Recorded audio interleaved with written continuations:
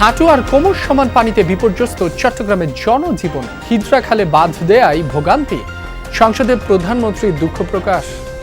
কষ্টের জন্য আমি আমার অবস্থান থেকে চট্টগ্রাম শহরে বসবাসকারী সকল নাগরিকের কাছে আন্তরিকভাবে দুঃখ প্রকাশ করছি। চট্টগ্রাম বিভাগের মধ্যে হামের প্রকোপ সবচেয়ে বেশি কক্সবাজারে। 24 ঘন্টায় হাসপাতালে ভর্তি 57 শিশু। অগ্রাধিকার ভিত্তিতে দেয়া হচ্ছে টিকা। এবার রাজস্ব আয়ের রেকর্ড গড়েছে রাঙ্গামাটির কাপ্তাই হ্রদ। গেল 9 মাসের হ্রদের মাছ ধরে কোষাগারে জমা 22 কোটি টাকা।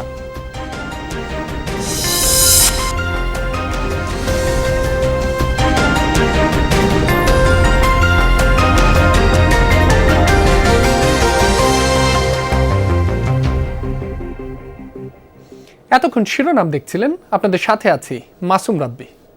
টানা বর্ষণ আর জলাবদ্ধতায় বিপর্যস্ত চট্টগ্রামের জনজীবন। টানা দ্বিতীয় দিনের মতো হাঁটু থেকে কোমর পানিতে তলিয়ে যায় প্রবর্তক মোড়। চরম ভোগান্তিতে পড়েন চলাচল করা মানুষ।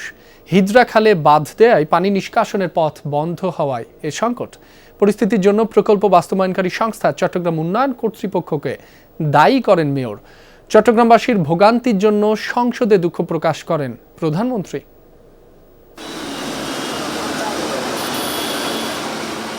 আগের দিন প্রবর্তক মোড়ে যে ভয়াবহ জলবদ্ধতা দেখা গেছে, বুধবার বেলা 12টার পর থেকে ঠিক একই চিত্র।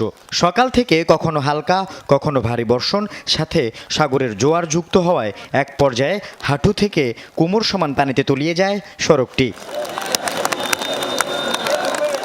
চট্টগ্রাম মেডিকেলের পাশে ব্যস্ততম ও গুরুত্বপূর্ণ এই মোড়ে টানা দ্বিতীয় দিনের জলাবদ্ধতায় ভোগান্তিতে পড়েন যাত্রী, শিক্ষার্থী, কর্মজীবী মানুষ ও স্থানীয়রা।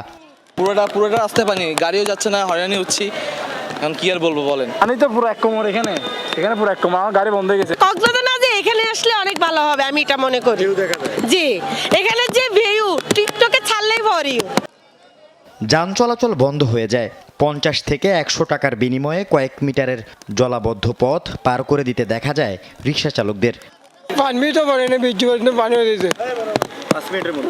স্কুলে যখন গেছিলাম তখন পানি ছিল না, বাট রিসেন্টলি পানি যখন বৃষ্টি হয়েছে তখন এখন পানি বেড়ে গেছে, হঠাৎ বাড়লো।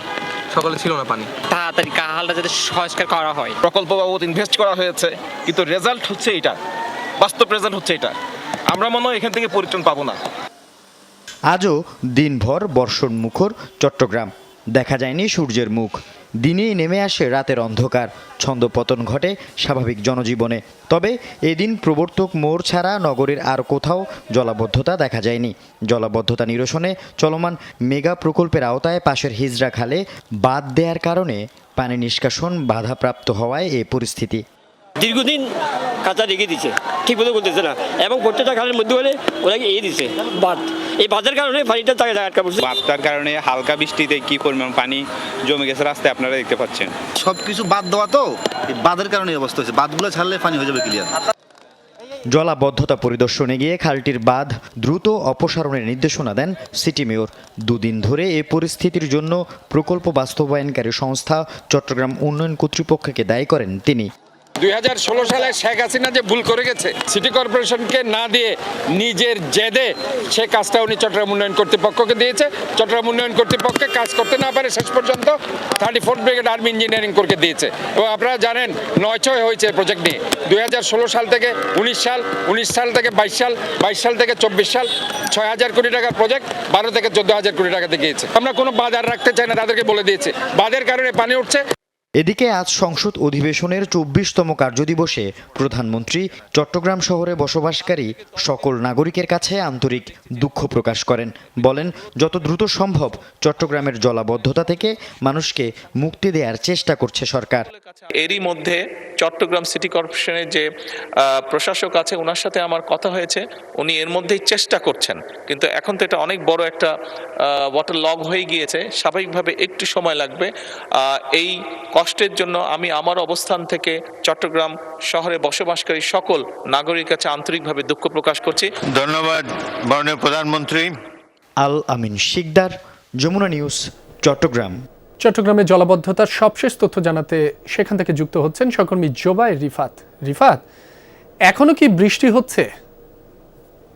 জলাবদ্ধতায় মানুষের ভোগান্তি কি কিছুটা কমেছে নাকি আরও বেড়েছে? সবশেষ তথ্য জানাবেন আমাদের।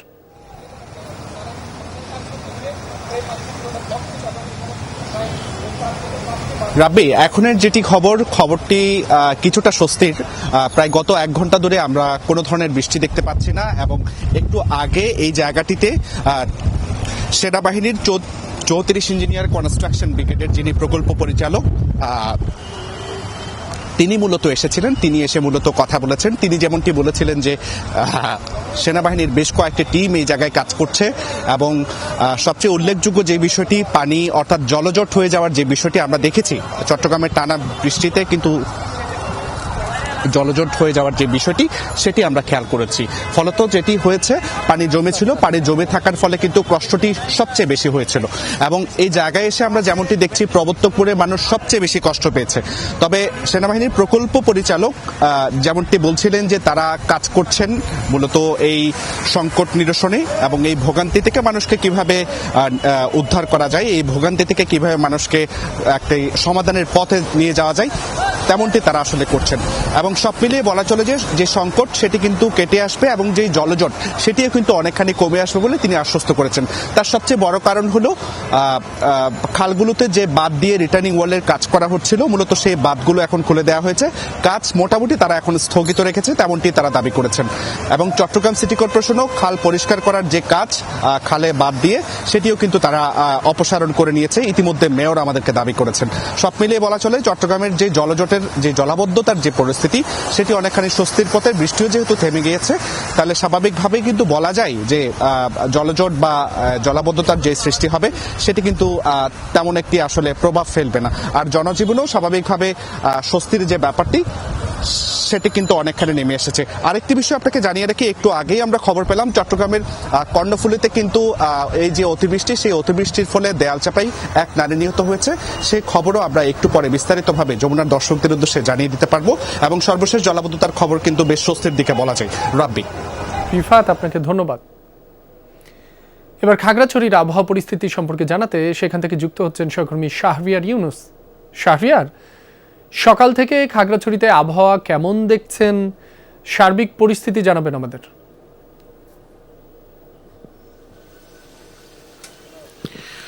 রাব্বি, আজকে সকাল থেকে খাগড়াছড়িতে গুমোট একটা আবহাওয়া আমরা দেখতে পেয়েছি। মেঘলা আকাশ, থেমে থেমে গুড়ি গুড়ি বৃষ্টি হচ্ছে। এমন অবস্থায় যদি আমরা বলি তাহলে এই ধারাবাহিকতা যদি বজায় থাকে তাহলে একটা পাহাড় ধসের সংখ্যা কিন্তু খাগড়াছড়িতে থাকে তথা পার্বত্য জেলাগুলোতে থাকে, এবং সেই পাহাড় ধসের সংখ্যায় কিন্তু আমরা দেখেছি বিগত বছরগুলোতেও ঠিক এমন সময়ে এমন পরিস্থিতিতে পাহাড় ধসের ঘটনা ঘটেছে। সেই ঘটনায় মানুষের ঘরবাড়ি ক্ষতিগ্রস্ত হয়েছে এবং পাহাড়ের পাদদেশে থাকা পরিবারগুলো ঝুঁকিতে থাকে, সেটা আমরা কিন্তু দেখতে পেয়েছি। ঠিক এমন অবস্থায় এই গত দুদিন ধরে আমরা খাগড়াছড়িতে দেখতে পাচ্ছি। গতকাল মুষলধারে দমকা হাওয়া সহ বৃষ্টিপাত হয়েছিল, সেখানে গাছপালা উপড়ে পড়ে সড়কের উপর পড়েছে, মানুষের বাসা বাড়িতে পড়েছে, বৈদ্যুতিক সঞ্চালন লাইনের উপর পড়েছে, যার কারণে রামগড়ে গত দুদিন ধরে কিন্তু বিদ্যুৎ নেই। ঠিক আজকে গতকালকের চিত্রের যদি বলি তাহলে এটি হচ্ছে গতকালকের ক্ষতিগ্রস্ত অবস্থা। ঠিক আজকে সকাল থেকে যে অবস্থা, টানা যে গুড়ি গুড়ি বৃষ্টি হচ্ছে, মেঘলা হয়ে আছে, থেমে থেমে বৃষ্টি হচ্ছে, সবকিছু যদি বলি তাহলে একেবারে বৈরী অবস্থা আছে। এমন অবস্থায় থাকলে পাহাড় ধসের একটা সংখ্যা থাকে। পাশাপাশি খাগড়াছড়ির দুইটি নদী, খাগড়াছড়ির চেঙ্গি এবং মাইনি নদীতেও কিন্তু পানি বাড়তে শুরু করে। তাতে করে হয় কি, একদিকে যেমন নদী তীরবর্তী ফসলি জমি ডুবে, তেমনি করে ঘর বাড়ি ডুবে। তবে প্রশাসনের পক্ষ থেকে এই পর্যন্ত যে তথ্য পেয়েছে তারা একটি প্রস্তুতি রেখেছেন, সেটি আমাদেরকে জানিয়েছেন। রাব্বি। শাহরিয়ার, আপনাকে ধন্যবাদ। চট্টগ্রাম বিভাগের মধ্যে হামের প্রকোপ সবচেয়ে বেশি কক্সবাজারে। গত 24 ঘন্টায় নতুন করে হাসপাতালে ভর্তি হয়েছে 57 জন শিশু। গত 1 জানুয়ারি থেকে এখন পর্যন্ত কক্সবাজারে মোট আক্রান্তের সংখ্যা 1198 জন। মৃত্যু হয়েছে 10 জনের। বর্তমানে হাসপাতালে ভর্তি আছে 141 জন। প্রতিদিন হামের উপসর্গ নিয়ে শিশুরা ভর্তি হচ্ছে হাসপাতালে। এই অবস্থায় কক্সবাজারে শিশুদেরকে হামের টিকা দেওয়া হচ্ছে অগ্রাধিকার ভিত্তিতে। অন্যদিকে চট্টগ্রামে এখন পর্যন্ত হামে আক্রান্ত শিশুর সংখ্যা 86 জন, মৃত্যু হয়েছে 1 জনের। হাসপাতালে ভর্তি আছে 240 জন। 50 জন শিক্ষার্থী নিয়ে বাংলাদেশ নৌবাহিনীর প্রথম মেডিকেল কলেজের যাত্রা শুরু হলো চট্টগ্রামে।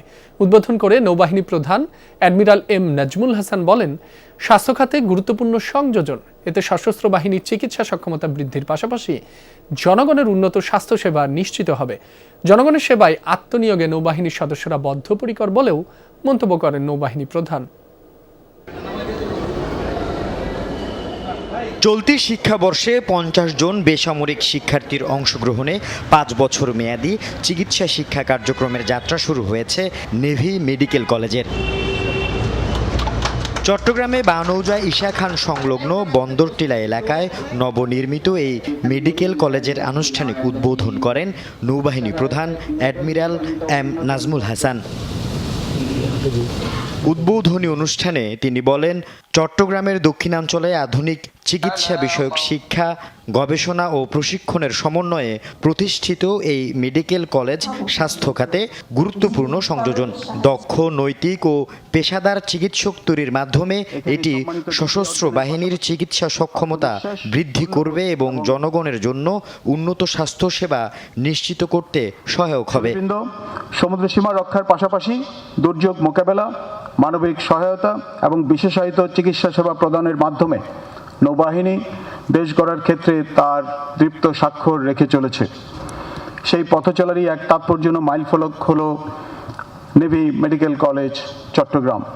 এই প্রতিষ্ঠান কেবল নৌ সদস্যদের সন্তানদের জন্যই নয়, বরং দেশের সকল মেধাবী শিক্ষার্থীদের উচ্চশিক্ষার স্বপ্ন পূরণে এক নতুন দিগন্ত উন্মোচন করবে।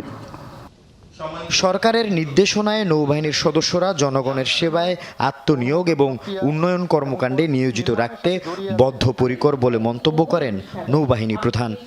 আপনারা দেখেছেন বিগত 2024-এর জুলাই আগস্ট থেকে শুরু করে অদ্যাবধি নৌ সদস্যরা দেশের প্রয়োজনে, জাতির প্রয়োজনে নিজেদেরকে আত্মনিয়োগ করেছেন, অসামরিক প্রশাসনকে সহায়তা করে চলেছেন। Bangladesh medical and dental council এবং বাংলাদেশ ইউনিভার্সিটি অব প্রফেশনালস এর নীতিমালা ও মানদণ্ড অনুসরণ করে ইতিমধ্যে নেভি মেডিকেল কলেজে ভর্তি কার্যক্রম শেষ হয়েছে। আমি একজন ভালো ডাক্তারই নয়, হতে চাই একজন ভালো মানুষও। আমি চাই আমার জ্ঞান এবং দক্ষতার মাধ্যমে মানুষের কষ্ট লাঘব করতে। আমরা বিশ্বাস করি এই প্রতিষ্ঠানকে আপনারা খুব শীঘ্রই দেশের সেরা একটি মেডিকেল কলেজ হিসাবে রূপদান করতে সমর্থ হবেন।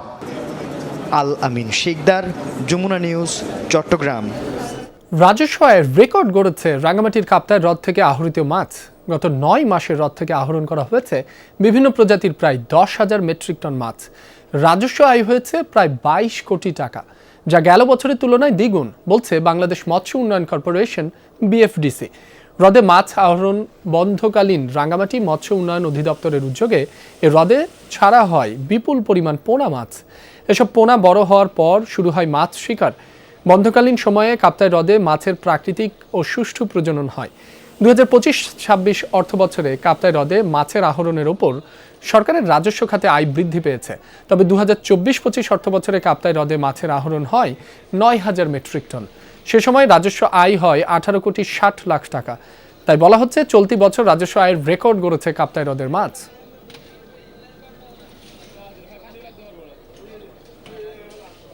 35 বছর আগের ভয়াল সেই 29 এপ্রিলের তাণ্ডব এখনো ভুলতে পারেননি কুতুবদিয়া উপকূলের মানুষ। স্বজন হারানোর বেদনা বয়ে বেড়াচ্ছে শত শত পরিবার।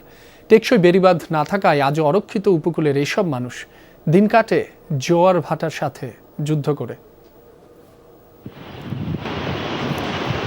35 বছর আগে ভয়াল সেই দিনে একসাথে পরিবারের সবাইকে হারিয়েছিলেন কক্সবাজারের কুতুবদিয়া কৈয়ারবিলের আনোয়ার হোসেন, গুলবাহার বেগম, মোজাফফর আহমদরা। ঘরবাড়ি জমিজমাও গেছে সাগরে। প্রলয়ঙ্কারী ঘূর্ণিঝড়ে স্বজন হারানোর বেদনা ভুলতে পারেননি আজও।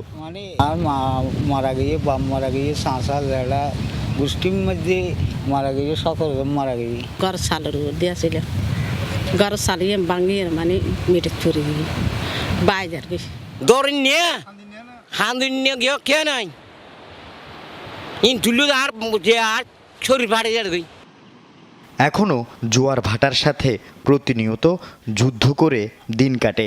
ভিটে বাড়ি হারিয়ে বেরি বাঁধের উপর বসবাস করেন এই দ্বীপের কয়েকশো পরিবার। ঘূর্ণিঝড়ের সংকেত দিলে চলে যান আশ্রয় কেন্দ্রে।